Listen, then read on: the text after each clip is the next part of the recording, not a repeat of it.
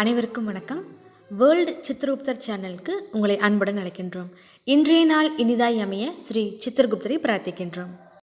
இன்றைக்கான பதிவில் என்ன ஒரு ஆன்மீக தகவலை தெரிந்து கொள்ளப் போகிறோம் என்றால், அபிஜித் நட்சத்திரத்திற்கும் அபிஜித் முகூர்த்தத்திற்கும் உள்ள வேறுபாடு தான் பார்க்க போகிறோம்.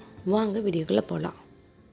சாதாரணமாகவே மாதந்தோறும் ஒரு முறை அல்லது 2 முறை இந்த அபிஜித் அப்படிங்கிற நட்சத்திர நேரமானது வரும்.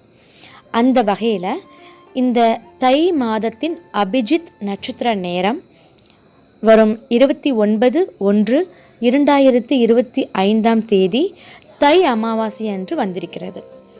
இந்த அபிஜித் நட்சத்திர நேரத்தில் நாம் இறைவனிடம் என்ன பிரார்த்தனை வைத்தாலும் அது அப்படியே கூடிய விரைவில் நடக்கும் என்பது ஒரு நம்பிக்கை.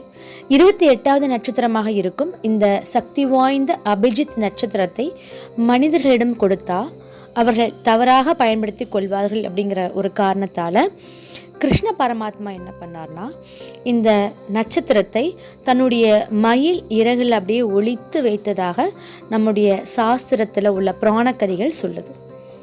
உத்திராடம் மற்றும் திருவோண நட்சத்திரத்திற்கு இடைப்பட்ட இந்த 20 நிமிட காலத்தை தான் நம்ம அபிஜித் நட்சத்திர நேரம்னு சொல்கிறோம். இந்த அபிஜித் முகூர்த்தம் அப்படிங்கிறது வேற, அபிஜித் நட்சத்திரம் அப்படிங்கிறது வேற.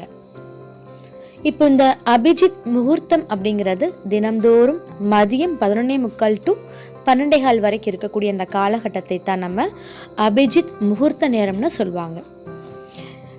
டெய்லியும் இந்த நேரத்தில் நம்முடைய வேண்டுதலை இந்த பிரபஞ்சத்திடம் நம்ம சொன்னாலும் நமக்கு அது நல்ல பலனை கொடுக்கும்.